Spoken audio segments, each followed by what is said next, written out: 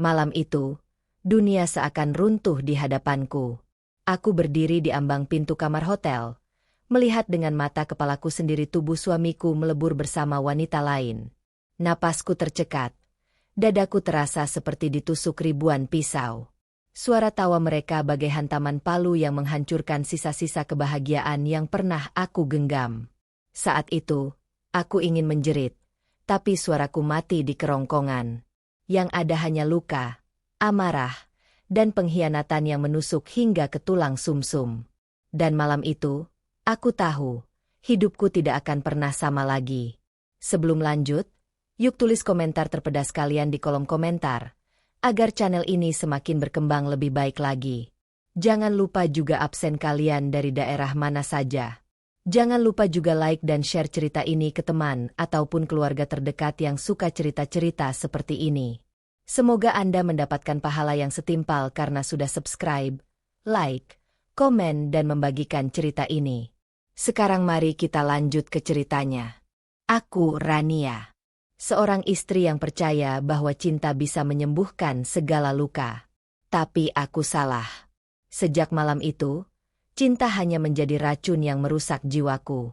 Adrian, pria yang kucintai dengan sepenuh hati, tega mengkhianati pernikahan kami dengan wanita yang selama ini selalu kuanggap remeh, sekretarisnya sendiri, Livia.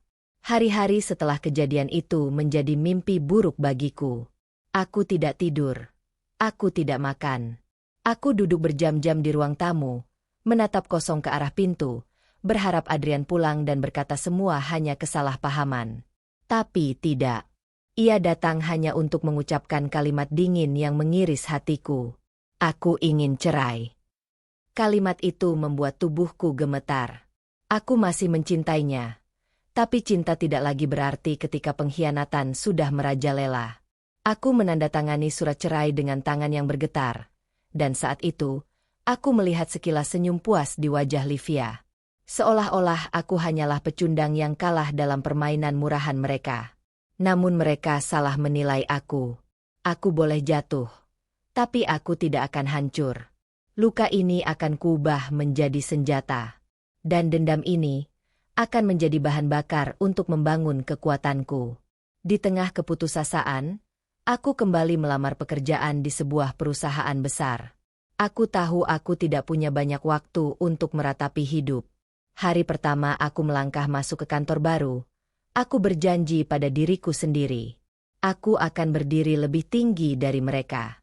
Aku akan membuat Adrian dan Livia menyesali setiap tetes air mata yang mereka buatku keluarkan. Aku belum tahu bagaimana caranya.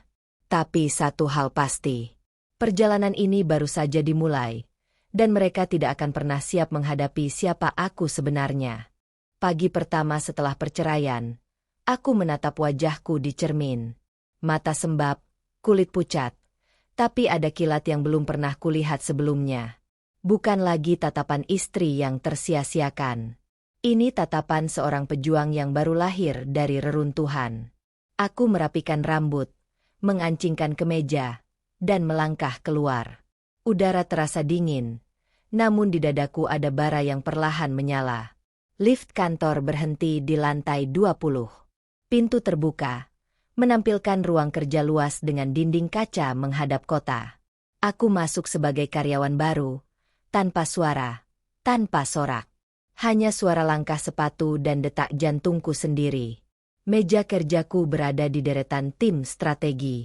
Nama kecil di sudut monitor memanggilku pelan. Rania. Bukan lagi Rania milik seseorang. Hanya Rania. Hari pertama, aku diberi berkas tentang proyek yang nyaris gagal. Klien besar hampir membatalkan kerjasama. Timku tampak kebingungan. Seperti perahu tanpa kemudi. Aku duduk dan membaca tiap lembar. Angka, grafik, catatan rapat yang memberatkan. Aku mencium pola yang tidak beres. Ada pemasok yang memainkan harga. Ada tenggat yang sengaja dilonggarkan. Ada seseorang yang membiarkan kapal ini bocor. Siang itu, aku mendatangi rapat tim. Mereka menatapku seperti anak baru yang terlalu percaya diri. Aku tidak peduli. Aku menjelaskan rencanaku dengan kalimat pendek dan jelas. potong pemasok yang nakal, ubah alur persetujuan. Kirim tim kecil menemui klien, bukan membawa janji, melainkan jadwal kerja yang rinci dan masuk akal. Semua tertawa kecil di awal, lalu diam saat melihat data yang kutunjukkan. Aku tidak banyak bicara, biarkan angka yang bicara. Sore menjelang, seorang pria tua berdiri di ambang pintu rapat. Posturnya tenang, sorot matanya tajam. Semua orang berdiri. Ia adalah William, pemilik perusahaan. Ia memerhatikan papan tulis yang penuh garis dan catatan hasil rapat tadi. Hening. Lalu ia mengangguk. Bagus. Siapa yang menyusun rute ini? Aku mengangkat tangan. Ia mendekat, membaca berkas yang kususun, lalu menatapku. Besok pagi, ikut saya ke pertemuan pimpinan. Kata-kata itu melayang di kepalaku sepanjang malam. Bukan rasa bangga yang pertama muncul, melainkan rasa takut kalau aku gagal. Namun di balik takut, ada sosok lain yang berdiri tegak. Aku memanggilnya tekad. Ia berbisik pelan di telingaku. Tenang. Ini baru permulaan. Esoknya, ruang rapat pimpinan terasa seperti panggung yang menuntut nyali. Kursi besar, lampu putih dingin, layar yang menampilkan angka dan proyeksi. Aku mempresentasikan ulang rencanaku. Dengan suara yang jernih, tanpa nada ragu. Para direktur saling berbisik. William hanya bersedekap dan mengamati. Saat presentasi selesai, beberapa orang mencoba mematahkan. Mereka mengatakan rencanaku terlalu berani, terlalu cepat, terlalu riskan. Aku menjawab satu persatu dengan data. Tidak ada amarah, tidak ada nada menantang. Hanya kepastian. Rapat ditutup dengan keputusan yang tidak kuduga. Rute yang kuusulkan disetujui.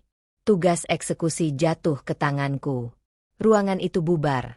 Meja kembali kosong. Tapi di dalam diriku sesuatu yang lain baru saja hidup. Rasa kendali.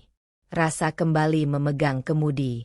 Beberapa minggu berikutnya, aku tenggelam dalam kerja.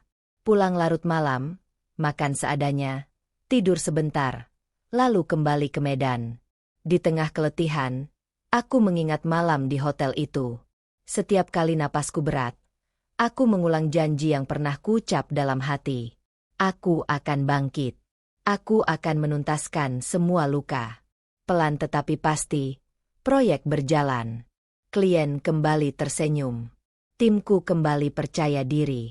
William mulai memanggil namaku lebih sering. Ia mengajakku ke rapat yang lebih tertutup. Ia menguji caraku membaca orang, bukan hanya angka. Ia ingin melihat apakah aku tahu kapan harus menekan dan kapan harus menggenggam. Dalam tiap ujian, aku melangkah tanpa gemetar. Bukan karena aku tidak takut, melainkan karena aku sudah kehilangan semua yang bisa membuatku goyah. Jika seorang wanita sudah jatuh di jurang paling gelap, ia belajar berjalan dengan mata tertutup.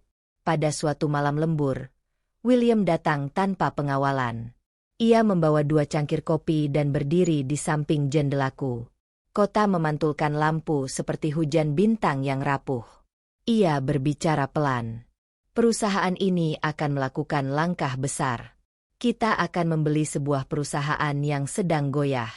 Aku ingin kamu ada di tim inti. Aku diam. Hatiku berdebar. Tapi wajahku tetap datar. Kenapa saya? Karena kamu tidak ragu saat harus memotong yang busuk. Karena kamu tidak berhutang budi pada orang yang salah. Karena kamu tahu melihat kebenaran, meski menyakitkan. Malam itu aku pulang dengan kepala penuh rencana. Di kamar, aku menatap langit-langit yang dingin.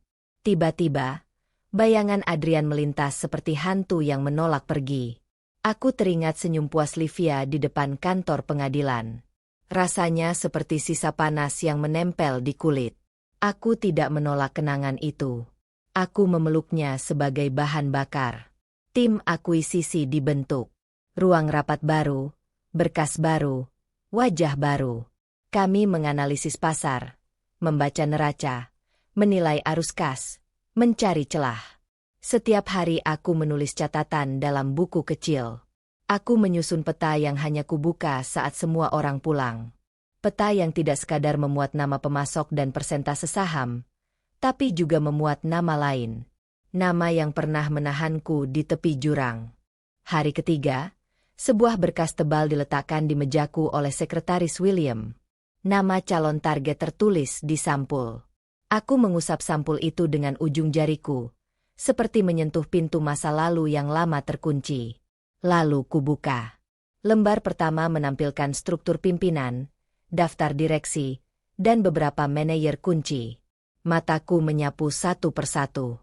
Saat menemukan nama yang kukenal, waktu seolah berhenti. Duniaku menyusut menjadi satu huruf pertama dari nama itu. Adrian. Tanganku dingin. Nafasku berubah pendek. Lantai rasanya bergerak. Aku menutup berkas, lalu membukanya lagi untuk memastikan aku tidak berhalusinasi. Nama itu tetap di sana, lengkap dengan jabatan barunya. Lebih tinggi dari yang pernah ia pegang saat bersamaku. Aku tersenyum kecil. Senyum yang tidak terlihat oleh siapapun. Senyum yang tidak mengandung tawa. Hanya garis tipis yang menggambar luka lama menjadi arah baru. Malam itu, aku tidak langsung pulang. Aku menghabiskan waktu di meja, membaca segala sesuatu tentang target akuisisi itu. Aku memetakan kebiasaan perusahaan mereka. Jalur keputusan, kelemahan, proyek yang terlambat, pemasok yang serakah. Aku menandai banyak titik merah. Setiap titik merah berarti peluang. Setiap peluang berarti langkah. Besoknya, William mengundangku ke ruang kerjanya. Ruang itu sunyi seperti gereja yang habis doa. Ia berdiri di balik meja dan mendorong berkas yang sama ke arahku. Bagaimana pandanganmu? Kuperlihatkan peta risiko yang kususun. Aku tidak menyebut nama Adrian. Untuk saat ini, namanya kubiarkan menjadi rahasia yang menyalakan api di dadaku. William membaca peta itu lama. Ia mengangguk pelan. Kita akan maju. Aku ingin kamu memimpin penyelaman awal. Dapatkan semua bukti yang kita perlukan. Turunkan valuasi. Bikin mereka datang kepada kita. Bukan sebaliknya. Perintah itu seperti bunyi gendang perang.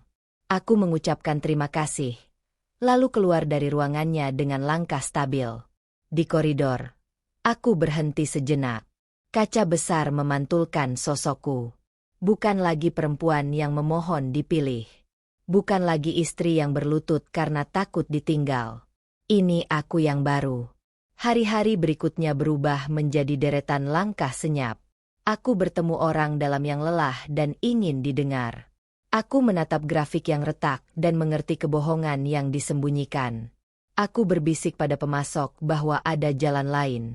Aku mendorong rumor yang tidak mencolok, namun cukup untuk membuat manajer mereka gelisah. Aku tidak menyentuh Adrian. Belum. Aku hanya mengatur lantai di bawah kakinya pelan-pelan. Suatu sore, aku duduk di kafe kecil dekat kantor lawan. Hujan turun halus, jalanan basah berkilat.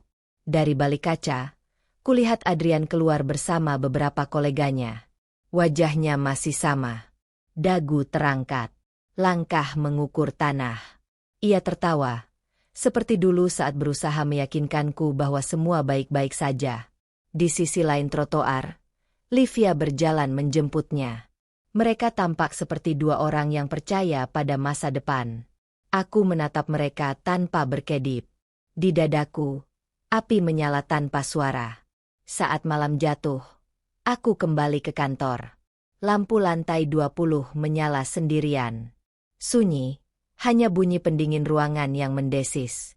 Aku menulis kalimat di halaman paling depan buku kecilku. Jangan buru-buru. Dendam tidak butuh teriakan. Dendam butuh panggung. Ketika aku menutup buku, ponselku bergetar. Pesan dari William masuk. Besok kita umumkan langkah pertama. Siapkan presentasi jam 9. Bawa peta kendali. Aku meletakkan ponsel dan menatap kota. Cahaya malam berdenyut seperti nadi raksasa. Di bawah sana, Adrian mungkin sedang bersulang untuk kemenangannya. Di sini, aku menajamkan pisau yang hanya terlihat di dalam pikiranku. Bukan pisau untuk menikam tubuh. Ini pisau yang memotong masa depan. Aku mematikan lampu, berjalan menuju lift, dan menahan napas sejenak sebelum pintu tertutup. Dalam gelap yang singkat, aku mendengar suara yang sangat pelan, seolah datang dari diriku di masa depan. Terus, jangan menoleh. Waktumu akan tiba. Pintu lift menutup rapat. Malam menegukku bulat-bulat. Dan di antara detik yang merayap, satu hal menjadi jelas di kepalaku. Esok, panggung pertama akan kubuka. Dan seseorang, tanpa sadar, akan melangkah tepat ke tengahnya. Pagi itu hujan turun perlahan, menghapus jejak malam sebelumnya dari kaca jendela. Aku mengenakan setelan abu-abu gelap, rambutku disisir rapi ke belakang, bibirku tanpa warna. Hanya mata yang bicara. Di balik pantulan cermin, aku melihat seseorang yang tak lagi punya belas kasihan untuk luka masa lalu. Hari ini bukan tentang nostalgia. Ini tentang kendali. Ruang rapat utama telah diatur. Layar besar menampilkan proyeksi target akuisisi. Para direktur duduk satu persatu, membawa catatan dan ekspresi datar. William duduk di tengah, mempersilakanku untuk membuka presentasi. Tanganku tidak bergetar. Suaraku tenang. Aku menjelaskan titik ropos perusahaan yang menjadi incaran. Proyek gagal. Reputasi menurun. Keterlambatan pembayaran. Semua muncul di layar seperti luka yang dibuka perlahan di depan umum. Namun saat aku membuka bagan struktur pimpinan, aku sengaja menahan nama Adrian selama beberapa detik lebih lama. Jantungku memukul tulang rusuk, tapi wajahku tetap netral. Nama itu akhirnya muncul. Adrian Dirgantara, Head of Strategic Development. Tak ada reaksi berarti dari ruang rapat. Hanya William yang sempat melirikku, seolah menyadari sesuatu, tapi tidak mengatakan apapun. Aku melanjutkan dengan detail lebih tajam. Taktik ini bukan akuisisi biasa. Kami akan mematahkan nilai mereka dengan halus. Menghadirkan tekanan dari dalam. Menciptakan kekacauan kecil yang membuat mereka kehilangan pijakan. Lalu membuka celah. Disitulah kami akan masuk dan mengambil alih. Tanpa perlawanan berarti. Presentasi selesai. Rapat dibubarkan. William memintaku tinggal. Setelah ruangan kosong, ia menatapku dalam-dalam. Kau mengenalnya? Aku tidak menjawab langsung. Kami pernah saling kenal. Sangat dekat. Tapi sekarang dia hanya satu nama di laporan. William tersenyum samar. Kalau begitu, kau tahu caranya menjatuhkan dia lebih baik dari siapapun. Aku keluar dari ruangan itu dengan langkah pelan. Kata-kata William masih menggantung di udara. Aku tahu caranya menjatuhkan dia. Ya, aku tahu. Hari-hari berikutnya berubah menjadi perburuan dalam diam. Aku menyusup lewat jalur legal, laporan pasar, dan koneksi industri. Timku menyusun strategi yang tampak netral di permukaan, namun cukup untuk membuat perusahaan Adrian goyah. Kami mulai dengan mengalihkan dua klien besar mereka ke jalur kami. Aku menawarkan kesepakatan cepat, tanpa birokrasi, dengan jaminan distribusi yang lebih luas. Aku tahu Adrian akan merasa terganggu. Ia benci kehilangan kendali. Beberapa minggu kemudian, laporan keuangan mereka mulai memburuk. Aku mendengar kabar bahwa Dewan Direksi mulai mempertanyakan strategi yang diterapkan tim Adrian. Aku bisa membayangkan wajahnya di ruang rapat. Masih dengan nada sok yakin. Masih dengan senyum setengah mengejek. Tapi lambat laun, retakan akan tumbuh di antara kata-katanya. Sementara itu, aku juga mulai bermain lewat sisi Livia. Bukan dengan berhadapan langsung, melainkan lewat sebuah agensi headhunter yang diam-diam ku kendalikan. Aku pastikan ia menerima tawaran palsu, pekerjaan yang tampak menggiurkan namun membuatnya ragu pada posisi yang sedang ia pegang sekarang. Aku tahu dia ambisius, dan ambisi adalah celah paling rapuh yang bisa disentuh. Malam demi malam, aku terus menyusun langkah. Dalam sebulan, target kami mulai terasa goyah.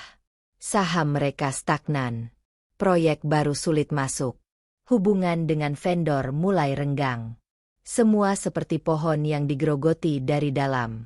Belum tumbang, tapi sudah keropos. Pada suatu siang, aku menerima laporan rahasia dari informan internal. Adrian mulai curiga ada pihak luar yang bermain.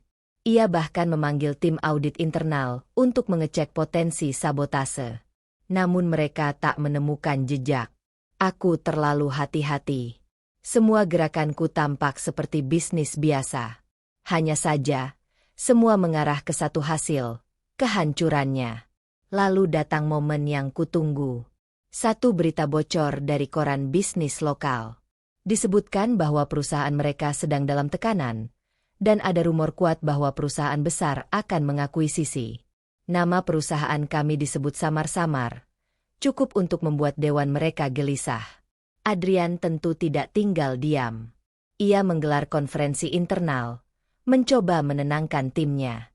Tapi aku tahu, saat seorang pria kehilangan pijakan, kata-katanya tak lagi punya bobot. Di waktu yang sama, William memanggilku untuk memberi perintah final. Kita ajukan tawaran akuisisi resmi minggu depan. Aku ingin kamu yang memimpin. Aku mengangguk pelan. Dengan senyum yang sangat kecil, aku menjawab, saya akan pastikan tawaran ini tidak bisa ditolak. Setelah rapat, aku berjalan keluar gedung. Matahari sore menyinari trotoar yang ramai. Lalu di seberang jalan, aku melihat mereka. Adrian dan Livia. Adrian mengenakan jas biru tua, sedang menatap layar ponselnya dengan wajah tegang. Livia tampak berbicara padanya, tetapi tidak mendapat jawaban. Di wajah mereka tidak ada lagi keyakinan seperti dulu. Yang tersisa hanya sisa ambisi dan kebingungan. Aku berdiri di bawah pohon besar. Mataku menatap mereka dari jauh. Mereka tidak tahu panggung tempat mereka berdiri kini sudah kuatur sepenuhnya. Dan pertunjukan baru saja dimulai. Tawaran akuisisi resmi dikirim pada hari Senin pagi. Formatnya elegan, bahasanya sopan, namun isinya tajam seperti pisau operasi. Kami tidak datang membawa senyum manis. Kami datang membawa angka-angka yang tak bisa ditolak, sekaligus peringatan halus bahwa pilihan mereka tinggal dua, bergabung atau runtuh. Rapat dewan direksi mereka digelar tertutup. Tapi tentu saja, aku tahu segalanya. Salah satu penasihat hukum mereka adalah bagian dari permainanku. Setiap detik percakapan mereka mengalir ke meja rapat internal kami seperti air yang bocor dari pipa retak. Adrian marah besar saat melihat tawaran itu. Ia menuduh ada pengkhianat di antara timnya. Ia bahkan menyebutkan kemungkinan adanya tangan tak terlihat yang sengaja menjatuhkan nama baiknya. Aku membacanya di catatan rekaman, dan aku tersenyum. Iya benar. Tangan itu memang tak terlihat, tapi sangat nyata. Dan tangan itu adalah milikku. Livia mulai menunjukkan tanda-tanda goyah. Tawaran kerja palsu yang kukirim lewat agensi rekrutmen berhasil menusuk keraguannya. Ia diam-diam menghadiri wawancara. Aku pastikan laporan wawancara itu sampai ke meja Adrian, tanpa diketahui Livia. Mereka mulai saling curiga. Dua orang yang dulu saling menggenggam di atas reruntuhan hidupku, kini mulai menarik tangan masing-masing. Di sisi lain, timku terus menggempur dengan strategi yang halus namun mematikan. Kami mulai mendekati investor lama perusahaan Adrian, menggoda mereka dengan peluang baru dan masa depan yang lebih aman. Beberapa dari mereka sudah membuka pintu. Bahkan diam-diam, satu pemegang saham besar mereka menghubungi kantor kami, bertanya detail tentang rencana pasca akuisisi. Saat itu, aku tahu, waktu mereka hampir habis. Namun, kejutan sesungguhnya belum dimulai. Hari Rabu sore, aku datang langsung ke markas mereka sebagai perwakilan perusahaan pengakuisisi. Wajah Adrian membeku saat melihatku masuk ke ruang rapat, di antara para perwakilan legal dan pemegang saham. Langkahku tenang. Aku duduk di seberang meja bundar, membuka map berisi dokumen resmi. Saudara Adrian, kataku sambil tersenyum tipis, kami datang dengan itikat baik. Tapi angka tidak bisa dibantah. Kami bisa menunggu sampai semua ini runtuh. Atau, kita bisa bekerja sama. Adrian tampak terpukul, tapi mencoba menjaga wajahnya tetap netral. Ini permainanmu? Bisiknya saat semua orang mulai sibuk membaca dokumen. Aku menatap matanya. Bukan permainan, Adrian. Ini bisnis. Tapi terima kasih atas motivasi yang kau berikan dulu. Satu kalimat itu cukup membuatnya diam 1000 bahasa. Rapat berlangsung selama 2 jam. William muncul di akhir sesi dan menyampaikan garis besar masa depan setelah akuisisi. Para direktur mereka mulai goyah. Beberapa bahkan tampak mendukung. Tawaran kami terlalu kuat, terlalu masuk akal untuk ditolak. Setelah rapat bubar, Adrian mengejarku di koridor. Hujan turun tipis di luar jendela kaca besar. Rania, ucapnya dengan nada getir, kau ingin menghancurkanku. Aku menoleh perlahan, menatap wajah yang dulu ku cintai habis-habisan, wajah yang dulu ku percaya melebihi logika. Aku tidak ingin menghancurkanmu, Adrian. Aku hanya ingin kau tahu, aku bisa berdiri lebih tinggi tanpa harus menjatuhkan orang lain lebih dulu. Tapi kau menginjakku. Dan sekarang, tanah tempatmu berdiri sudah kupindahkan. Aku meninggalkannya berdiri sendiri di lorong yang dingin dan sepi. Beberapa hari kemudian, kabar akuisisi kami diumumkan ke publik. Media menulisnya sebagai merger strategis. Namun mereka tidak tahu, ini adalah eksekusi senyap yang penuh perhitungan. Livia hilang dari radar. Kabarnya, ia pergi dari perusahaan setelah mengetahui Adrian mencurigainya. Aku tidak perlu menyentuhnya lagi. Ia sudah runtuh dengan sendirinya. Adrian? Ia bertahan sejenak. Tapi pengaruhnya sudah hilang. Jabatan ditanggalkan. Rapat tak lagi mengundangnya. Ia seperti hantu yang masih berkeliaran di kantor yang dulu dikuasainya. Lalu pada hari Jumat yang basah, William memanggilku ke ruang utamanya. Ia menyerahkan satu dokumen, tanpa banyak kata. Sudah waktunya. Dokumen itu berisi keputusan resmi. Aku diangkat sebagai CEO dari perusahaan yang baru diakuisisi. Perusahaan Adrian. Aku, CEO. Tanganku tidak gemetar saat menandatangani surat itu. Aku hanya menatap keluar jendela tinggi, ke jalanan yang mulai gelap. Semua yang dulu menertawakanku, kini harus melihat namaku di plakat tertinggi. Tapi cerita ini belum selesai. Belum. Karena seseorang seperti Adrian tidak akan diam. Dan aku tahu, ia masih menyimpan sisa-sisa dendam yang belum terucap.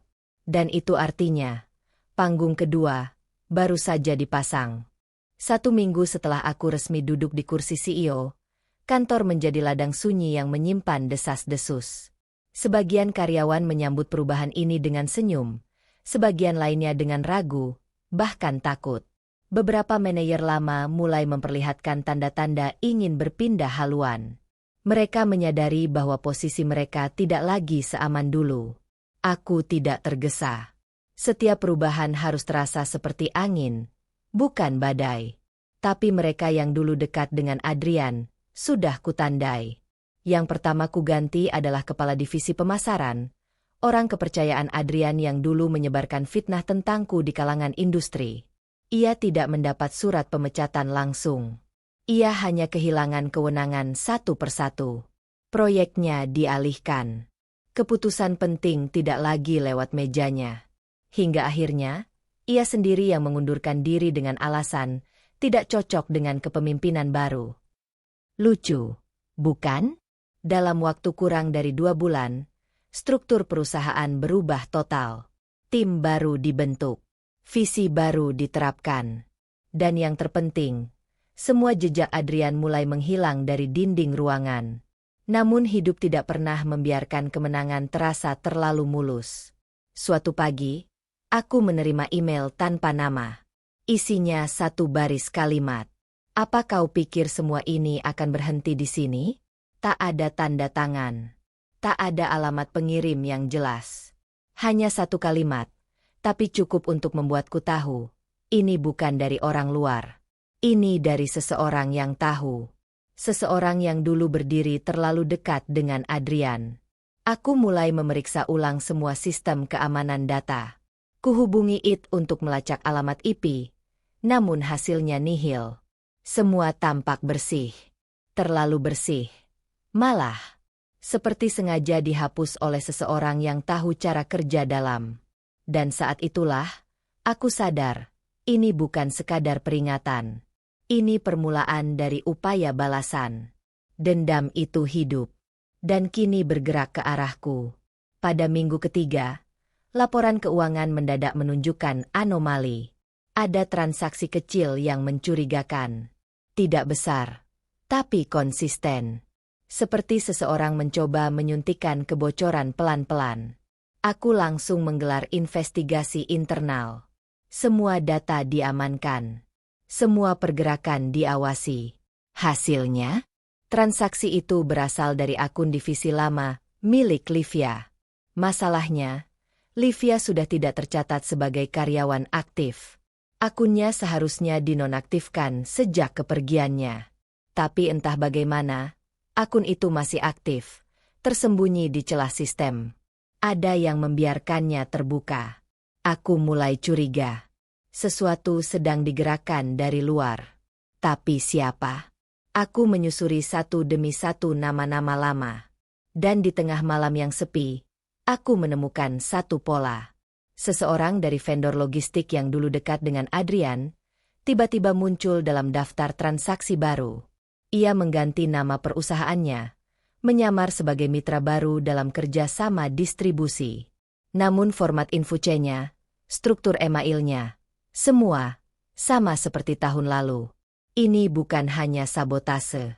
Ini operasi kecil. Senyap, tapi tertata. Dan hanya ada satu orang yang bisa menggerakkan itu semua. Adrian. Sementara aku menyusun ulang strategi pengamanan, berita mengejutkan datang dari luar. Sebuah perusahaan kecil yang baru berdiri menawarkan harga sangat rendah untuk tender logistik besar yang kami lelang. Harga itu tidak masuk akal. Tapi nama perusahaannya menarik. Dirgantara Global. Tidak butuh waktu lama untuk memastikan bahwa itu milik Adrian. Ia kembali. Tidak dalam bentuk perusahaan besar, tapi dalam bayangan yang licik, meniru apa yang pernah kulakukan. Hanya saja, ia tidak punya ketenangan. Ia terbakar oleh keinginan untuk membalas. Aku menolak penawaran tendernya tanpa pertimbangan. Tapi aku tahu ini baru pembuka. Seminggu kemudian, media gosip bisnis menulis berita kecil. CEO baru dituduh memecat staf lama secara sepihak. Artikel itu tidak mencantumkan sumber, tapi isinya memelintir fakta. Beberapa kutipan dimanipulasi. Beberapa testimoni karyawan yang tidak dikenal muncul dengan cerita menyudutkan. Ini bukan sekadar perang bisnis. Ini kampanye pembusukan. Dan Adrian melakukannya dari balik bayang-bayang. Sore itu, aku berdiri di depan jendela kantorku. Kota terlihat abu-abu, seperti potret dunia yang kehilangan cahaya. Aku mengingat bagaimana dulu aku membangun langkahku pelan-pelan, satu demi satu, tanpa menyentuhnya secara langsung, tanpa mengotori tanganku. Tapi Adrian, ia bermain kotor. Ia tak tahu cara kalah dengan anggun. Ia ingin menyeretku ke lumpur bersamanya. Tapi aku tidak akan masuk ke dalam lubang yang sama. Aku akan hadapi ini seperti saat pertama aku menghadapi kenyataan pahit perceraian. Dengan kepala tegak, mata terbuka, dan hati yang membara. Aku tidak akan membalas dengan cara yang sama. Aku akan mengubah panggungnya. Jika Adrian ingin perang, maka ia akan mendapatnya. Tapi kali ini, bukan aku yang akan memburunya. Aku akan membuatnya datang sendiri. Membongkar dirinya sendiri. Menghancurkan dirinya dengan tangannya sendiri. Dan semua itu akan terjadi di depan mata semua orang. Tengah malam, aku duduk sendirian di ruang kerja. Cahaya monitor menyinari wajahku, menyorot mata yang tak mengenal lelah. Kopi di atas meja sudah dingin sejak berjam-jam lalu. Namun pikiranku justru semakin panas. Adrian sedang mencoba mengguncangku. Tapi ia lupa satu hal. Aku bukan lagi wanita yang ia tinggalkan di ambang kehancuran. Aku adalah Rania yang ia bentuk dengan pengkhianatannya sendiri.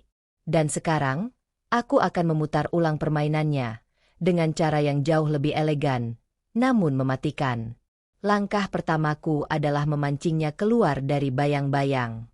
Aku mengumumkan tender terbuka baru di sektor teknologi, sebuah proyek besar, bernilai miliaran rupiah, dengan akses ke sistem distribusi nasional. Dalam pengumuman itu, aku menyisipkan beberapa indikator yang kubuat mirip dengan model bisnis Dirgantara Global. Dan benar saja. 2 minggu kemudian, Dirgantara Global masuk dalam daftar pengaju proposal. Nama Adrian tidak tertulis, tapi struktur tim, susunan keuangan, dan email balasan yang dikirim, semuanya berbicara dengan suara yang sama. Adrian terjebak dalam egonya sendiri. Ia pikir ini kesempatan emas untuk merusak dari dalam. Ia pikir aku cukup bodoh untuk tidak menyadari siapa di balik perusahaan itu. Apa yang tidak ia tahu adalah, aku telah menyiapkan lubang dalam untuknya jatuh. Aku membentuk satu tim kecil, tim bayangan yang tidak tercatat dalam struktur formal. Kami menyebutnya Divisi Hantu. Tugas mereka menyusup ke dalam jejak digital Dirgantara Global, memantau semua aktivitas mereka, dan menyimpan bukti sekuat mungkin, tanpa satupun menyentuh ranah ilegal. Yang kulakukan bukan pembalasan. Ini pembersihan. Dalam sebulan, Divisi Hantu berhasil mengumpulkan dokumen-dokumen yang menunjukkan praktik licik yang dilakukan Dirgantara Global. Penggunaan identitas fiktif, pemalsuan laporan keuangan, dugaan penggelapan dana dari investor kecil. Semua itu kusimpan. Belum kuserahkan ke pihak berwenang. Belum. Aku ingin sesuatu yang lebih dulu. Sesuatu yang lebih menyakitkan. Sesuatu yang Adrian tidak pernah bayangkan. Aku menyiapkan konferensi besar. Acara tahunan perusahaan yang mengundang puluhan mitra, jurnalis, dan tokoh-tokoh industri. Di acara itulah, aku akan memperkenalkan aliansi strategis baru, kerjasama dengan perusahaan teknologi kelas dunia, kerjasama yang membuat semua vendor lokal harus melewati audit internal sebelum bisa bekerja sama ke depannya. Audit itu adalah kunci. Seminggu sebelum konferensi, Dirgantara Global menerima undangan resmi untuk proses prakerja sama. Mereka tampak senang. Email mereka membalas cepat. Mereka mengirim berkas dengan percaya diri. Dan disitulah mereka mengubur diri sendiri. Berkas yang dikirim terbukti penuh manipulasi. Dan lebih buruk lagi, salah satu file mengandung metadata yang mencantumkan nama Adrian Dirgantara sebagai penyusun dokumen. Aku tersenyum puas saat membacanya di layar. Selamat datang di perang yang tak bisa kau menangkan, Adrian. Hari konferensi tiba. Ballroom hotel utama dipenuhi cahaya lampu, kamera, dan senyuman diplomatis. Aku berdiri di atas panggung dengan gaun hitam sederhana, penuh wibawa.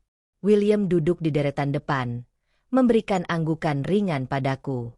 Aku membuka pidato dengan pernyataan strategis, memuji kemajuan perusahaan, dan menekankan pentingnya transparansi. Lalu aku beralih pada topik vendor dan kemitraan. Di era seperti ini, kita tidak bisa hanya mengandalkan janji. Kita butuh data. Kita butuh integritas. Dan hari ini, saya akan memperlihatkan pada Anda semua betapa pentingnya memilih mitra yang bersih. Slide berikutnya menampilkan grafik audit, diikuti dengan dokumen milik Dirgantara Global. Aku tidak menyebut nama Adrian. Aku tidak perlu.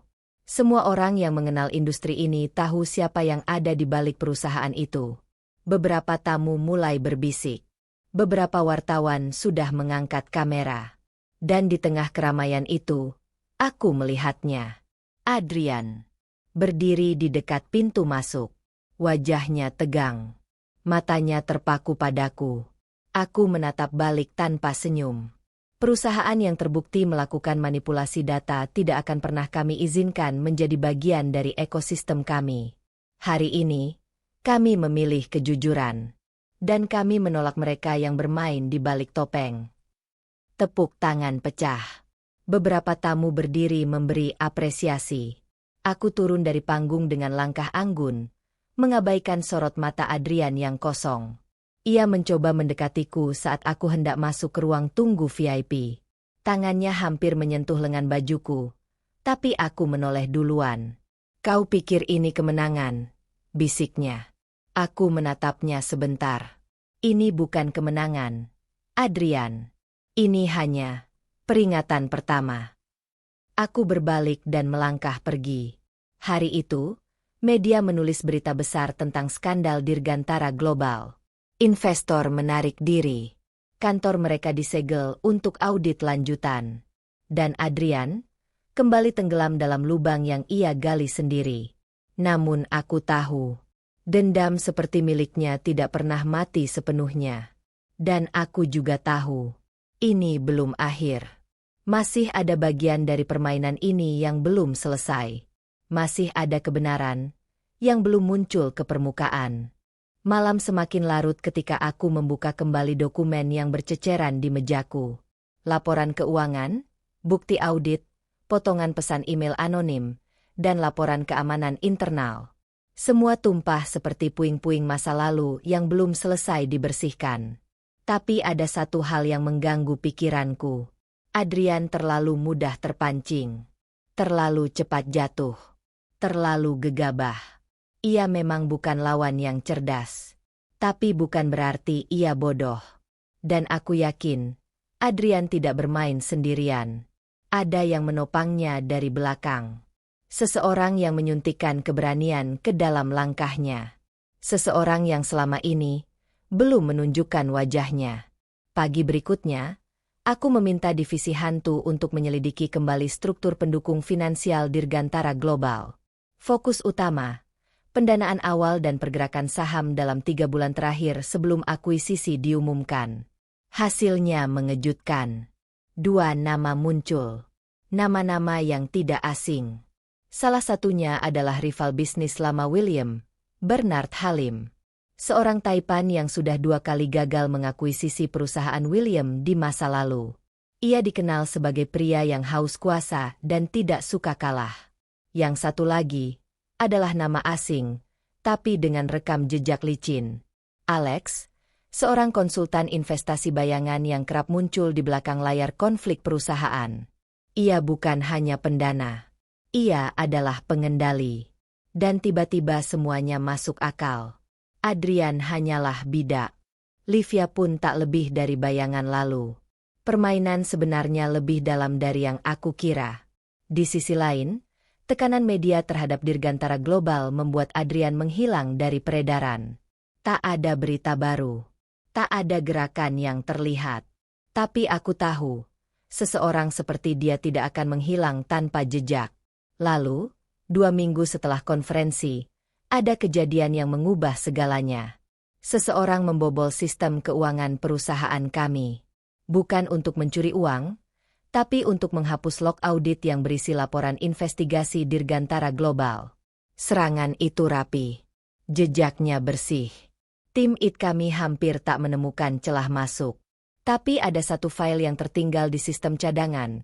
File itu berisi log aktivitas pengguna anonim yang sempat terhubung dari jaringan eksternal. Dan IP address-nya mengarah ke kantor firma investasi milik Bernard Halim. Pemain utama akhirnya menunjukkan giginya. Aku meminta pertemuan pribadi dengan William di rumahnya. Tidak di kantor. Tidak di tempat publik. Hanya kami berdua. Ia menyambutku dengan tatapan hangat, tapi matanya tak bisa menyembunyikan kekhawatiran. "Aku tahu siapa dalangnya," ucapku sambil menyerahkan berkas. William membaca cepat. Wajahnya berubah dingin. "Bernard, aku seharusnya menduga. Dia tidak datang hanya untuk mengganggu. Dia ingin mengambil semua, termasuk kita." William menarik napas panjang. Dia sudah mencoba mengacaukan merger kita sejak dulu. Tapi kali ini dia pakai wajah orang lain. Adrian. Dan dia tahu, menyerangmu adalah jalan tercepat untuk membuatku lengah. Kami terdiam sejenak. Lalu William menatapku. Kita tidak bisa menyerang secara langsung. Bernard punya pengaruh. Tapi, kita bisa membuatnya keluar dari sarangnya. Aku mengangguk. Beri aku waktu. Aku tahu caranya. Beberapa hari kemudian, aku menerima undangan untuk menghadiri forum bisnis tingkat tinggi yang akan diadakan di Singapura. Tema utamanya, sinergi perusahaan teknologi Asia Tenggara. Salah satu panelis utama, Bernard Halim. Aku mendaftar tanpa ragu. Di dalam forum itu, aku akan berdiri di atas panggung yang sama dengannya, di hadapan puluhan tokoh industri. Dan kali ini, aku tidak akan hanya menyampaikan data atau memaparkan proyek. Aku akan menyisipkan sesuatu dalam pidatoku. Sebuah narasi yang tampak netral, tapi membawa peluru tajam untuk menembus lapisan pertahanan Bernard. Di balik panggung, aku mempersiapkan tim. Divisi Hantu diminta menyelidiki kembali alur pengalihan dana yang terhubung antara Bernard dan Dirgantara Global. Aku tidak butuh pengakuan. Aku hanya butuh bukti, cukup satu, yang tak bisa dipatahkan di depan publik. Hari forum itu datang. Ballroom mewah, kamera pers, jamuan makan malam. Bernard berdiri di atas panggung lebih dulu. Ia bicara panjang lebar tentang etika bisnis dan keberlanjutan industri. Ironi. Tapi ia menyampaikannya dengan penuh percaya diri. Lalu giliranku tiba. Aku berdiri dengan setelan hitam dan suara yang tenang. Dalam dunia bisnis, kita tidak hanya bersaing dengan angka, tapi juga dengan niat. Kita tidak bersaing untuk menjatuhkan, tapi untuk membangun. Aku berbicara tentang transformasi perusahaan kami, keberhasilan akuisisi, dan bagaimana kami menjaga integritas di tengah tekanan pasar. Lalu kalimat terakhir keluar dari bibirku dengan pelan namun jelas. Dan ketika ada yang mencoba mengganggu dari balik bayang-bayang, maka cahaya adalah cara terbaik untuk membuat mereka terlihat. Tepuk tangan pun mengalir. Di barisan tamu, Bernard menyipitkan mata. Senyumnya menegang. Wajahnya kehilangan warna. Aku tidak menyebut namanya. Tapi seluruh ruangan tahu siapa yang sedang kubicarakan. Aku turun dari panggung, dan saat itulah ponselku bergetar. Pesan masuk dari sistem cadangan kami. Divisi Hantu telah berhasil menyusup ke arsip digital lama milik Dirgantara Global. Mereka menemukan catatan memo internal. Perintah untuk memanipulasi laporan keuangan ditandatangani oleh Adrian, atas persetujuan langsung dari investor mayoritas, BH. Bernard Halim. Satu bukti. Satu dokumen. Satu pukulan yang akan membuat semuanya terbuka. Aku menggenggam ponsel itu erat. Dan malam itu, aku tahu, gelombang besar akan segera datang. Tapi kali ini, aku tidak akan bertahan. Aku akan menabraknya. Langsung. Tepat di jantungnya. Keesokan paginya, udara di Singapura terasa lebih dingin dari biasanya. Mungkin karena aku tahu, hari itu akan mengubah jalannya segalanya. Aku berdiri di balkon kamar hotel, memandangi kota yang sibuk dan angkuh. Di bawah sana, Bernard mungkin masih menikmati sarapannya, tak sadar bahwa fondasi yang ia bangun mulai retak. Pukul 10 pagi, aku duduk di ruang konferensi khusus bersama para direktur dan kepala delegasi dari berbagai perusahaan teknologi. Forum ini memang bukan sembarangan. Satu pernyataan bisa mengguncang nilai saham, satu langkah salah bisa meruntuhkan reputasi. Tapi aku tidak datang untuk membuktikan sesuatu. Aku datang untuk menyelesaikan. Dan membuka tabir. William menelpon tepat sebelum sesi diskusi panel dimulai. Jangan ragu, katanya. Jika dia yang pertama kali menyalakan api, biarkan dia terbakar olehnya sendiri. Aku mengangguk pelan meski tak bisa melihat wajahnya. Di saku jas, aku menyimpan satu flash disk. Benda kecil itu berisi memo internal Dirgantara Global yang ditandatangani Adrian dan disetujui oleh Bernard. File itu sudah diverifikasi oleh 2 auditor independen. Legal kami sudah siap. Semua sudah disusun. Tinggal satu hal lagi, momen yang tepat untuk menyalakan ledakan. Diskusi panel dimulai. Aku duduk tak jauh dari Bernard. Di wajahnya, tidak ada kesan bersalah. Ia berbicara dengan tenang, seolah menjadi tokoh paling bijak di ruangan itu. Ia mengulas soal etika bisnis, investasi hijau, dan keberlanjutan industri dengan senyum palsu yang begitu sempurna. Lalu moderator mengarahkan pertanyaan padaku. Bu Rania, menurut Anda, bagaimana cara menghadapi praktik-praktik bisnis tak sehat yang kerap tersembunyi dalam wajah perusahaan yang terlihat bersih? Aku menarik napas, lalu menatap langsung ke arah Bernard. Pertanyaan yang bagus. Dan jawabannya sangat sederhana. Kita buka. Kita angkat. Kita tunjukkan. Ruangan hening. Aku berdiri, membuka laptop, dan menyambungkan flash disk ke layar besar.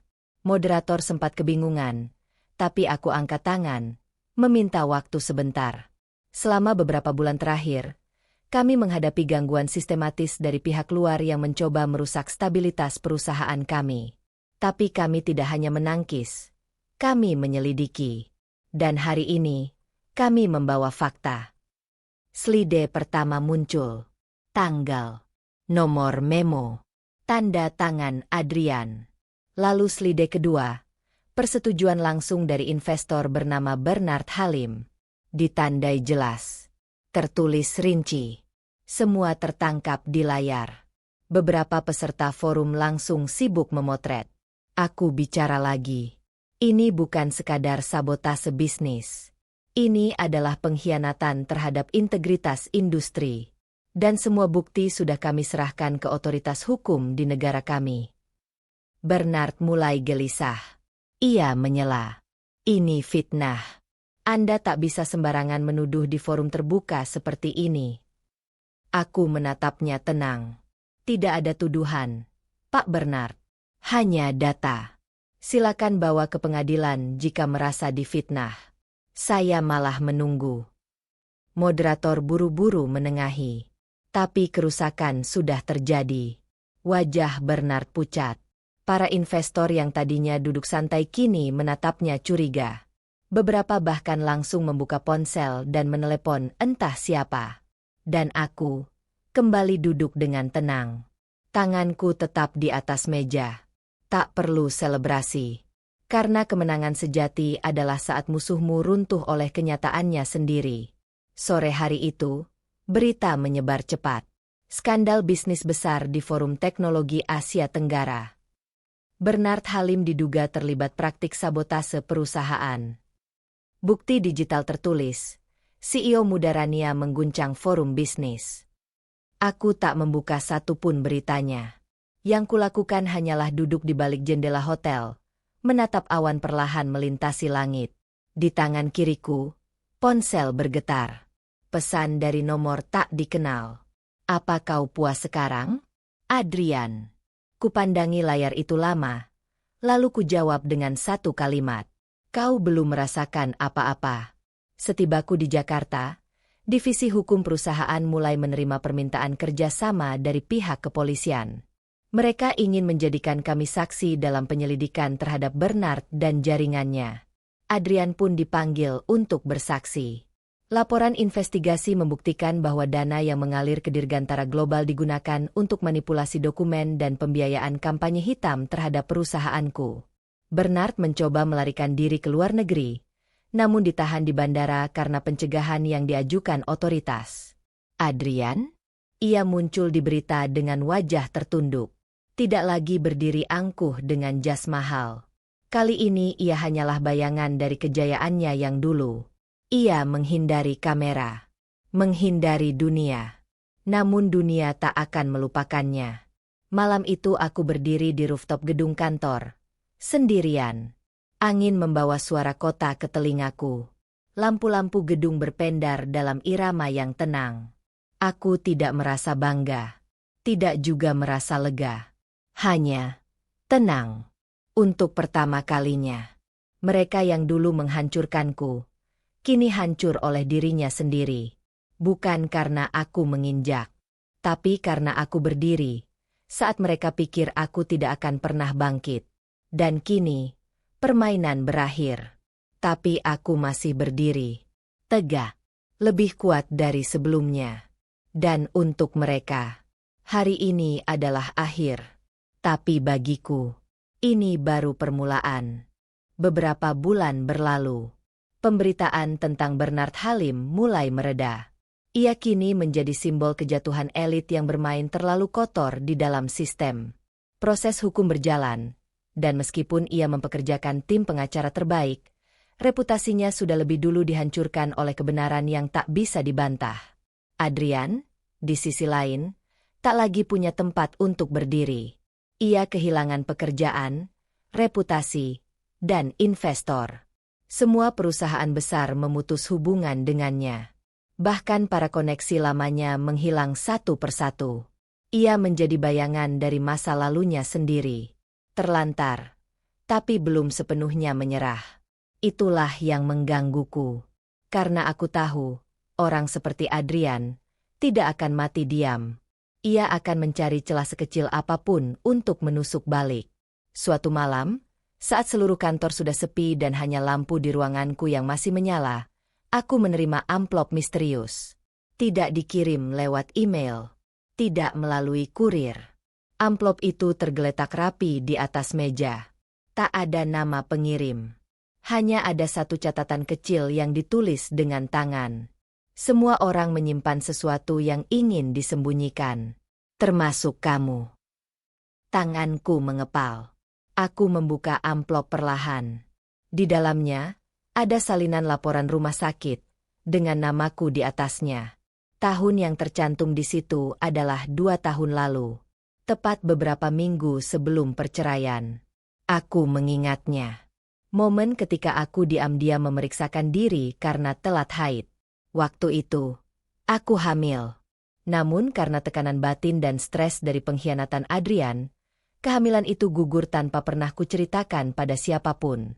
Kupeluk rahasia itu sendirian. Kubiarkan mengubur dalam. Kupikir, cukup aku dan Tuhan yang tahu. Tapi sekarang, seseorang membongkarnya. Aku terduduk di kursi. Nafasku sesak. Bukan karena takut. Tapi karena luka itu kembali dibuka paksa. Luka yang selama ini berhasil kusimpan dalam kamar terdalam hidupku. Amplop kedua berisi foto-foto. Foto rumahku. Mobilku. Tempatku biasa membeli kopi. Semua diambil diam-diam. Dari jauh. Ada satu pesan lagi. Kau bisa memenangkan perang. Tapi jangan lupa, aku tahu caramu bernapas. Aku langsung memanggil divisi hantu. Aku minta mereka lacak semua jejak pengawasan dan kamera tersembunyi. Tapi hasilnya nihil. Ini bukan kerja orang amatir. Ini bukan penguntit biasa. Ini seseorang yang sangat tahu batas dan cara menghindarinya. Kepalaku berputar. Siapa lagi yang bisa punya akses ke catatan medis pribadi?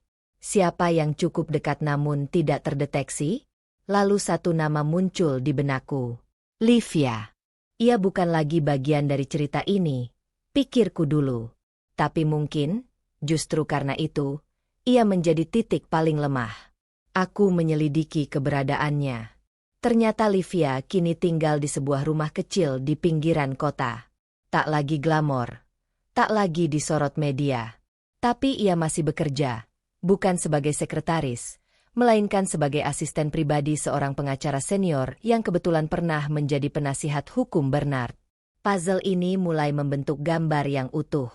Livia mungkin memang sudah jatuh, tapi kebenciannya padaku mungkin masih bertahan. Ia kehilangan segalanya. Reputasi, pekerjaan, dan pria yang dulu ia rebut dariku. Apalagi yang bisa membuatnya tetap merasa punya kuasa? Membalas. Dengan cara paling sunyi dan menghancurkan. Malam itu, aku menyelinap ke dalam pikiranku sendiri. Aku berdiri di kamar, menatap lemari tempatku kunci kotak kayu kecil yang menyimpan tes pack lama, surat dokter, dan selembar hasil USG yang tak pernah kulihat lagi sejak 2 tahun lalu. Gugurnya janin itu bukan kesalahan siapapun. Tapi juga bukan takdir yang mudah kuhadapi. Kini, luka itu tidak hanya kembali, ia dipamerkan. Tapi aku tahu satu hal. Jika mereka pikir rahasia ini bisa menghancurkanku, maka mereka belum mengenalku sepenuhnya. Aku mengatur pertemuan rahasia. Bukan dengan Livia, tapi dengan wartawan investigasi yang dulu pernah menulis soal skandal Dirgantara Global. Aku berikan padanya sebagian dari cerita ini, tanpa menyentuh bagian pribadi yang ingin kupertahankan. Aku ingin nama Adrian kembali disorot. Aku ingin siapapun yang bermain di balik layar tahu bahwa aku tidak takut. 3 hari kemudian, berita kembali muncul. Adrian Dirgantara kembali dituding terlibat pengintaian CEO Rania. Investigasi liar atau balas dendam pribadi. Livia Saraswati diduga jadi perantara dalam kasus teror psikologis. Media kembali gaduh. Aku diam. Tidak membantah. Tidak mengklarifikasi. Aku biarkan suara publik berbicara. Karena kali ini, aku tidak perlu menjelaskan. Kali ini, aku hanya perlu menunggu. Karena orang-orang yang memburuku sudah mulai berbalik saling memburu satu sama lain. Beberapa hari setelah berita itu meledak, Livia menghilang dari pekerjaannya. Adrian tidak muncul di publik. Bernard masih menghadapi proses hukum. Dan aku tetap berdiri di puncak. Dengan luka. Ya. Tapi juga dengan ketenangan yang tidak pernah kurasakan sebelumnya. Karena aku tahu satu hal pasti. Musuh-musuhku bukan hanya kalah. Mereka sekarang ketakutan. Dan dari balik ketakutan mereka, akan muncul celah terakhir. Celah yang akan mengantarku ke langkah penutup. Langkah yang akan mengakhiri semuanya. Bukan hanya perang ini, tapi juga bayangannya. Untuk selamanya. Malam itu hujan turun tanpa suara. Angin membentur kaca jendela, membawa udara dingin ke dalam ruang tidurku yang gelap. Tapi bukan itu yang membuatku terjaga. Bukan pula ancaman dari luar. Ada sesuatu yang lebih sunyi, lebih gelap, lebih tajam. Sesuatu yang menggeliat di dada seperti bisikan. Sebuah rasa bahwa semua ini belum selesai. Aku duduk di pinggir ranjang, memandang layar ponsel. Tak ada notifikasi, tak ada pesan. Tapi detak jantungku seperti menunggu sesuatu yang tak terlihat. Aku tahu rasa ini. Ini bukan firasat. Ini pengalaman. Pagi berikutnya, saat aku baru tiba di kantor, sekretarisku menyerahkan sepucuk surat. Bukan email. Bukan memo. Surat, dengan stempel hukum dan nama pengirim yang membuat seluruh darahku turun ke kaki. Adrian Dirgantara menggugatku. Isinya, gugatan perdata atas tuduhan pencemaran nama baik, penyalahgunaan data pribadi, dan tindakan penghalangan usaha. Rasanya seperti dihantam dari belakang setelah kau pikir semua musuh telah pergi. Tapi yang paling menyakitkan adalah kalimat terakhir di dalam surat itu. Dan saya akan membuka semua rahasia Rania kepada publik, termasuk hal-hal yang selama ini ia sembunyikan bahkan dari keluarganya sendiri. 1 kalimat. Tapi menusuk lebih dalam dari pisau manapun. Aku duduk sendiri di ruang rapat yang kosong, menatap langit-langit tanpa warna. Adrian tak lagi menyerang bisnisku. Ia menyerang diriku sebagai manusia. Ia ingin membongkar isi hidupku, bukan untuk menang, tapi untuk menghinakan.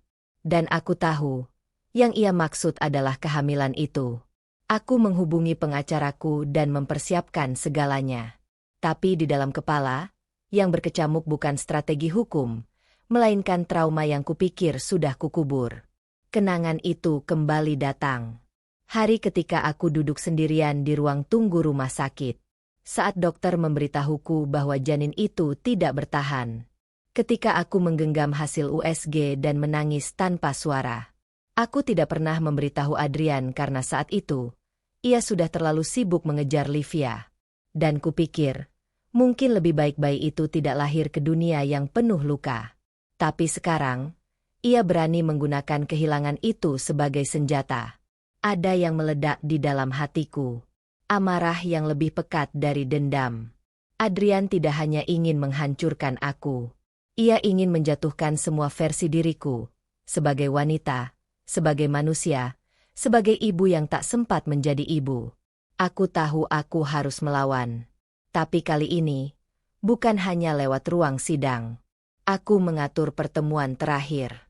Bukan dengan pengacara. Bukan dengan media. Dengan Adrian sendiri. Sore itu, aku mengajaknya bertemu di taman kecil di tengah kota.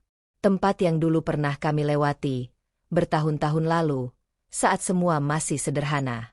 Ia datang dengan wajah lelah, tubuh kurus, dan tatapan yang kosong. Tak ada sisa kejayaan di balik sorot matanya. Tapi senyum sinisnya tetap sama. Jadi kau datang, katanya, duduk di bangku seberang. Aku datang bukan untuk meminta, jawabku pelan. Aku datang untuk melihat sendiri, bagaimana seseorang yang pernah kucintai berubah menjadi sosok yang begitu asing. Adrian tertawa pelan. Kau menghancurkan hidupku, Rania. Dan kau menghancurkan hatiku lebih dulu, kataku. Tapi aku tidak pernah membuka rahasiamu ke dunia. Bahkan ketika aku tahu Livia sudah tidur denganmu sebelum pernikahan kita genap 5 tahun. Adrian terdiam. Terpaku. Wajahnya berubah. Tegang. Terpojok. Aku melanjutkan. Aku tahu lebih banyak dari yang kau pikir. Tapi aku memilih diam. Karena aku masih menghormati kenangan. Tapi kau bahkan menggunakan anakku yang tak pernah lahir untuk menekanku. Air mataku mengalir. Tapi bukan karena lemah. Karena marah. Karena aku sudah melewati batas rasa sakit yang bisa diterima manusia. Kalau kau ingin membuka semuanya, silakan. Tapi aku tidak akan diam kali ini. Dan setelah semuanya selesai, kau tidak akan pernah punya nama lagi di dunia ini selain satu, pengkhianat. Adrian menggertakkan rahangnya, tapi tidak menjawab. Ia hanya berdiri dan pergi, meninggalkanku sendiri di bangku taman. Beberapa minggu kemudian, gugatan perdata itu dibatalkan. Tidak karena aku membayar, atau karena aku tunduk, tapi karena Adrian kalah sebelum perang dimulai. Media menemukan rekaman internal bahwa gugatan itu didukung oleh orang-orang yang telah lebih dulu tercemar kasus Bernard. Dan sekali lagi, Adrian jatuh bukan karena kutarik, tapi karena ia tak pernah bisa berdiri sendiri tanpa menjatuhkan orang lain. Namun luka yang ditinggalkannya kali ini tidak bisa sembuh dalam semalam. Bukan luka pada reputasi, tapi luka sebagai wanita. Karena untuk pertama kalinya dalam hidupku, aku menang, tapi merasa kosong. Malam itu, aku menulis surat. Bukan untuk siapa-siapa, tapi untuk bayi kecilku yang tak sempat ku gendong. Maafkan ibu. Jika dunia ini terlalu jahat untuk kau temui. Ibu mencoba menjadi kuat, tapi tak semua kekuatan bisa menyelamatkan segalanya. Kau akan tetap hidup. Dalam tiap langkah ibu. Dalam tiap keputusan. Dalam tiap keberanian. Aku melipat surat itu. Menaruhnya di dalam kotak kayu kecil. Dan untuk pertama kalinya, aku mengunci kotak itu tanpa beban. Karena aku tahu, aku tak lagi dikejar oleh apa yang hilang. Aku berjalan, dengan semua yang tersisa. Dan itu cukup. Setahun berlalu. Dan sejak itu, tidak ada lagi yang mencoba menjatuhkanku. Bukan karena mereka takut, tapi karena mereka sadar. Aku tidak bisa ditaklukkan dengan cara lama. Bernard resmi dinyatakan bersalah dalam kasus manipulasi korporasi dan penggelapan dana lintas negara. Ia dijatuhi hukuman penjara 8 tahun. Semua perusahaan yang pernah bersentuhan dengannya diselidiki, dibekukan, dan ditinggalkan investor. Nama Adrian pun lenyap dari daftar profesional industri.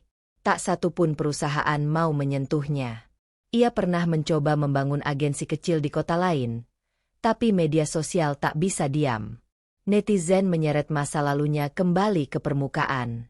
Satu persatu klien mundur. Satu persatu teman pergi. Dan Livia? Tak pernah terdengar lagi. Terakhir ku dengar, ia bekerja serabutan, berpindah-pindah kota, menjual sisa nama yang tak pernah benar-benar jadi miliknya sendiri. Aku tidak bersorak. tidak menari di atas kehancuran mereka. Tapi aku menyadari satu hal. Mereka tidak hanya kehilangan segalanya. Mereka kehilangan satu hal yang paling penting, arah. Sementara aku berdiri di puncak perusahaan multinasional. Dan bukan hanya itu. William, yang selama ini menjadi mentorku, akhirnya memutuskan untuk pensiun dini. Dalam rapat dewan yang digelar tertutup, ia mengumumkan bahwa kursi pemilik mayoritas akan diwariskan padaku. Bukan hanya CEO. Aku menjadi pemegang saham terbesar. Ruang rapat itu senyap ketika namaku diumumkan. Beberapa orang terperangah. Beberapa menatapku seakan tak percaya. Aku berdiri perlahan, berjalan ke depan ruangan, dan berkata, "Saya tidak ingin kekuasaan hanya untuk dihormati. Saya ingin perusahaan ini menjadi tempat di mana tidak ada orang yang harus menjatuhkan untuk bisa naik." Tepuk tangan mengalun. Beberapa berdiri. Beberapa tetap duduk dengan hormat. Tapi aku tahu ini bukan akhir dari perjalanan. Ini awal dari kerajaan yang kubangun dari serpihan luka. Aku merombak ulang struktur internal. Merekrut orang-orang muda yang jujur dan berbakat. Mendirikan divisi perlindungan internal untuk menjamin tak ada pelecehan, tak ada korupsi tersembunyi. Aku bahkan mendanai beasiswa khusus bagi perempuan korban kekerasan rumah tangga, karena aku tahu rasanya ditinggalkan dalam luka tanpa suara. Satu persatu, orang mulai memahami bahwa kekuasaan tidak harus menindas. Bahwa kekuatan seorang wanita bukan hanya dalam menangis, tapi juga dalam memimpin. Dan aku memimpin. Bukan dengan amarah, tapi dengan prinsip. Karena kekuasaan sejati hanya berarti ketika kau tidak takut kehilangannya. Malam itu aku berada di apartemen, sendirian, memandang kota dari balik jendela. Langit tampak damai. Lampu-lampu seperti bintang yang tidak pergi. Ponselku berdering. Nomor tak dikenal. Aku ragu menjawab. Tapi rasa penasaran mengalahkan rasa tenang. "Rania." Suara itu lirih, hampir putus. "Adrian." Aku diam. Tidak menjawab. Ia melanjutkan. "Aku hanya ingin bilang, aku menyesal." Aku tetap diam. Bukan karena tak punya kata, tapi karena tidak semua permintaan maaf pantas mendapat jawaban. Aku tahu aku tak layak bicara padamu. Tapi aku harus bilang, kau menang. Dengan cara yang tak pernah kubayangkan. Kali ini aku menjawab. Pelan. Datar. Aku tidak menang. Adrian. Aku hanya selamat. Dan itu lebih penting dari kemenangan. Lalu aku menutup telepon. Dan untuk pertama kalinya, tidak ada beban di hatiku setelah mendengar namanya. Ia bukan lagi luka. Ia hanya nama dalam lembar sejarah yang tak akan kubuka lagi. Di ruang kerja, aku menatap plakat kecil di atas mejaku. Namaku terukir di sana, bersanding dengan gelar yang dulu terasa mustahil kugapai. Namun yang lebih penting dari nama itu, adalah siapa aku sekarang. Bukan karena jabatan, bukan karena kemenangan, tapi karena aku tidak pernah berhenti melangkah. Tidak ketika dikhianati, tidak ketika ditinggalkan, tidak ketika dihancurkan. Dan kini, ketika semuanya sudah menjadi milikku, aku tetap memilih berdiri dengan kepala tegak, tanpa menginjak siapapun. Karena kekuasaan sejati, bukan untuk membalas, tapi untuk memperbaiki. Dan aku tahu, belum semuanya selesai. Masih ada satu pintu terakhir yang harus kubuka. Satu bagian dari cerita ini, yang belum tersentuh. Suatu pagi yang tenang, aku mengunjungi tempat yang sudah lama tak kudatangi. Sebuah taman kecil, di pinggiran kota. Tak ada nama, tak ada patung, hanya sepetak rumput luas yang sunyi, dikelilingi pohon-pohon tua yang seperti menyimpan cerita mereka sendiri. Di bawah pohon terbesar di sudut taman itu, aku menaruh sesuatu. Kotak kayu kecil, yang selama ini kusimpan jauh dari dunia. Isinya bukan sekadar surat, bukan sekadar bukti luka, tapi seluruh perjalanan yang tak pernah kuceritakan pada siapapun, kecuali diriku sendiri. Aku menanam kotak itu di bawah tanah, perlahan, seperti mengubur masa lalu. Tapi kali ini, bukan untuk melupakannya, melainkan untuk mengakhirinya. Hidup membawaku terlalu jauh dari tempat aku mulai. Dari istri yang terluka, jadi wanita yang dibenci, kemudian CEO yang ditakuti, dan akhirnya, manusia yang bisa memaafkan dirinya sendiri. Aku tidak lagi mengejar kemenangan. Karena kemenangan sejati bukan saat kau melihat musuhmu jatuh, tapi ketika kau tidak lagi butuh melihatnya. Kini, perusahaan tempat aku berdiri bukan sekadar milikku. Ia menjadi wadah bagi orang-orang yang dulu tak pernah punya suara. Mereka yang dipatahkan oleh sistem. Mereka yang direndahkan hanya karena mereka terlalu lembut untuk dianggap kuat. Aku menciptakan ruang bagi mereka. Karena aku tahu rasanya berada di bawah. Karena aku tahu rasanya memohon pada dunia agar tidak diinjak. Tapi yang dunia lupa adalah mereka yang diinjak terlalu dalam akan belajar menggenggam tanah. Dan dari tanah itulah akar tumbuh. Akar yang tidak lagi takut badai. Di ruanganku, tergantung sebuah lukisan abstrak berwarna merah gelap dan abu-abu. Seseorang pernah bertanya padaku, apa artinya? Aku hanya menjawab, itu luka, tapi juga rumah. Karena aku tidak akan pernah berpura-pura bahwa perjalanan ini tidak menyakitkan. Tapi aku juga tidak akan mengizinkan rasa sakit itu mendikte siapa aku hari ini. Hari ini, aku adalah seorang pemimpin. Bukan karena aku sempurna, tapi karena aku tidak menyerah saat aku patah. Hari ini, aku adalah Rania. Wanita yang dikhianati. Wanita yang bangkit. Wanita yang tidak butuh balas dendam untuk membuat dunia tahu siapa dirinya. Aku tidak akan lagi menoleh ke belakang. Tapi aku juga tidak akan melupakan. Karena dari masa lalu itulah aku belajar bahwa yang paling berbahaya bukanlah orang yang pernah terluka, tapi orang yang mampu mengubah lukanya menjadi kekuatan. Dan itulah aku, Rania. Akhir dari cerita mereka. Awal dari jalanku sendiri.